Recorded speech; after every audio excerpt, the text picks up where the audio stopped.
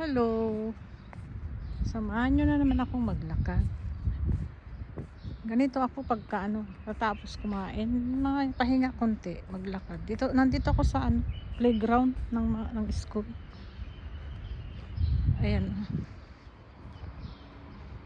'Di ba? Dito pag may sports yung Ayan. Dito ako pag hindi ako makapunta sa kalsada, lalo ngayon mainit. Sobrang init. Ayan yung kanina lang naglalaro sila ng soccer ba yun? Ayan. Malaki ito. Ayan. Para lang ito sa mga yung sa school. Ayan. Mga estudyante. Minsan meron dito yung sa gabi, inuupahan ng pagka may gustong maglaro dito, pinapaupa nila ito. Yung palaruan na ito ng school. Ayan.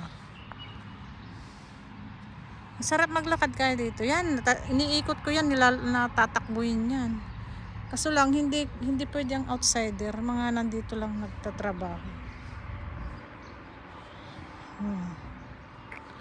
Hanggang doon sa dulo. Ayan. Pagkano mga friends, ugaliin natin maglakad-lakad. Kasi dalawang klase ang makukuha natin sa paglalakad. Hindi, bukod sa medyo sexy ka konti, mabawasan pa yung mga sakit-sakit sa katawan, di ba? Lalo kung nagkakaedad na tayo. So, kailangan natin maglakad-lakad. Mahirap kasi yung mga kapatid, yung kain ka ng kain. Yung wala man lang kunting exercise ba. Ito. Dito ako iniikot ko to pag Ayan. 'Di ba? Meron kasi yung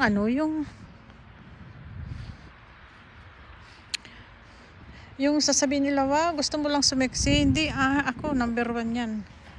Kaya ako naglalakad, hindi dahil para sumeksi, hindi. Lalakad ako para, lalo nagkakaedad na tayo, 'di ba? Naglalakad ako. Oo, andun na para sumeksi ka. Pero ako hindi. Ang goal ko, yung maiwasan natin yung yung madagdagan ang sakit, mabawasan pa. Lalo pagka may edad-edad ka na. 'Di ba? Kaya nako mga kapatid, mga kapamilya, kaapdo, maglakad-lakad tayo. Ako, kung hindi ako makapag-gym, ito, ginagawa ko, naglakad-lakad ako. Ayoko kasi yung may araw na hindi ako exercise. Kasi ako. Parang hindi ako mapakali. Kaya kahit minsan, 30 minutes yan, kukunin ko talaga yung lakad o kaya exercise. Dito, iniikot ko lang kung hindi ako makapunta sa kalsada. Kasi minsan, sobrang init. Katulad ngayon, tignan nyo, ang init na, di ba? Maaga pa dito. Mainit na. Lalo na yan sa sa May, June, July. Ay, naku, August. Naku. Kilig to the bones ang init. Bonggang-bongga ang init. Siguradong sunog ang balat. Kaya ngayon medyo pa, hindi pa masyado mainit. Pero pagdating yan na nako. Na yan. Masakit sa balat ba? Dito ako. Minsan yan, Ayan, tinatakbo ko yan. Yan hanggang doon. Pabalik-balik yan. Balik-balik ako dyan. Ayan. Diba? Ito yung playground ng school. Saan dito ako nagtatrabaho. Ayan. Ayan yung pinakadulo na. Hanggang doon sa dulo. Hanggang Block A, Block B, Block C, Block D. Nasa Block A ako. Diba? Madami malaki itong palaruan na yan.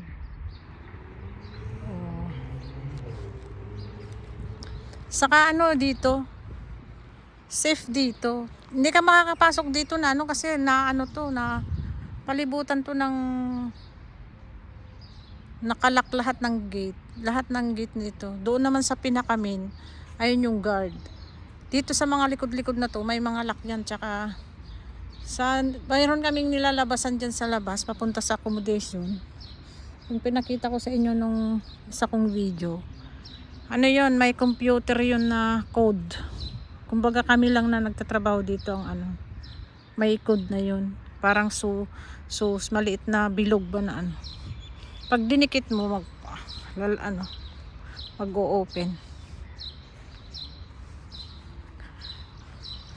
Kaya safe dito kahit minsan gabi na ako, minsan pupunta pa ako dito maglakad. Kaso lang minsan naalangan ako kasi natakot. Hindi naman ako takot sa ano dahil wala naman dito walang makakapasok na na iba kundi Kasi kung sino yung pumapasok, nalalaman nila dahil yung pag dinikit mo yung binigay nilang pinakasusi doon sa gate, lalabas yung pangalan mo doon. Kaya malalaman nila yung oras o araw o date kung sino yung pumasok dito sa loob ng compound ng school. Kaya hindi ka rin basta-basta lahat na yung pinakamin naman doon sa guard. Pag hindi ka kilala ng guard na hindi ka nagtatrabaho dito, kuhanan ka ng ID, ilalabas paglalabas ka na, tsaka ibabalik mo ID mo, bibigyan ka ng yung visitor ID. O diba? Kaya yung dito kahit nga 8:30 andito pa ako minsan. Kasi pag pag kahit 7 ng gabi, sobrang init pa, napakainit. 8 nga na, mainit na yun eh. Hindi ko alam bakit ganitong panahon, hindi katulad dyan sa Pinas. Mainit man dyan sa Pinas pag tanghali, hapon, pero at least sa dito sa gabi, Diyos ko, mainit na nga. Yung hangin din sana ay medyo malamig, ay hindi. Mainit na nga yung mainit pa pati yung hangin. Ay, Diyos ko. Kaya mahirap talaga yung kapag lakad. Ako, ginagawaan ko na lang ng paraan. Pagka medyo gabi na yung madilim, tinitiis ko na lang mga 7 ganun ng gabi. Lalabas ako maglalakad. Kasi hindi talaga pwedeng wala akong lakad eh. Pero pag nakapag-gym naman ako, kasi may gym dyan eh. Gym ng mga empleyado. May free na gym. Hindi na ako naglalakad. Kasi alam nyo, yung sumakit noon yung frozen yung balikat ko. Sumakit ito noon halos 7 months. Napa MRI na ako. Lahat-lahat, na x-ray na, lahat-lahat. Wala pa rin. Na therapy na rin ako. Ilang session yun. 7 session yata yun na therapy. Wala pa rin. Hindi pa rin ako, hindi pa rin nawala. Ito yung Ayan yung accommodation namin. Ayan. Ayan dyan. Ayan yung gate Kaya hindi ka pwedeng basta-basta. Ayan. Pwedeng basta-basta makalabas o pasok. Doon yung pasukan namin, labasan banday. Alam nyo ba, hindi wala pa rin. Hindi pa rin masakit pa rin. Pagka gising ko ng umaga, Diyos ko, halos hindi ko magalaw. Tapos sa gabi din, kailangan yung posisyon ba. Kaya, ginawa ko, hindi na ako tapos na yung session ko sa therapy Ginawa ko, nag-gym ng siguro 3 months yun. Talagang araw-araw ko yan, gym. Hawa ng Diyos yun, doon nawala yung ko. Yung frozen shoulder na sinasabi, yung masakit sa balikat. Halos hindi ko nga maisara ang bra, hindi ko mabuksan. Tapos pag naligo, hindi ko maabot ba yung pag ko yung likod ko, isang kamay ko talagang gumagana. Kaya yun, hanggang sa nawala, hanggang 4 months akong nag-gym. Yan, talagang exercise ako sa gym araw-araw yan. Nawala. doon nawala yung sakit sa balikat ko. Hanggang ngayon, awa ng Diyos. Kaya ang pag-gym ko nasa Lunes hanggang Huwebes sa umaga bago ako papasok. Kasi 12 ang pasok ko sa trabaho.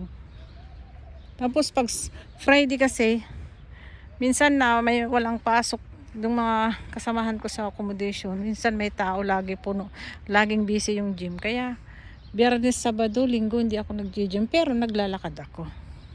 Basta pag hindi ako, mag-alternate lang yan eh. Ito.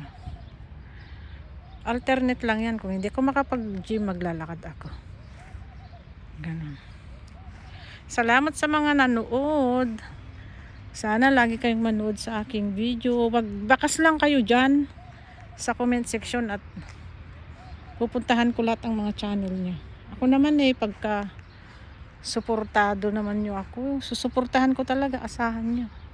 Ako'y nagsusuporta din lalo sa mga alam kong nagsuporta sa akin. Basta nag-comment sa akin sa video ko, saan sa live o kaya sa short, 100% yan. Bibisitahin ko ang channel nyo, 100% yung suporta ko. Hindi ako yung sasabihin nila na yung parang done watch, ganun, done dikit. Pero hindi naman sila nanonood ng video yung 1 minute lang. Wala, hindi talaga suporta yung tawag doon. Kailangan pag nagsuporta ka, ibigay mo na yung best mo. Kasi kung hindi ka man masuportahan ng katulad sa pagsuporta mo sa kanya, Panginoon ang bahala magsuporta sa'yo, di ba? Okay, mga kapatid, salamat sa panunood. Sana suportahan nyo rin ako at susuportahan ko rin kayo. Thank you. Salamat.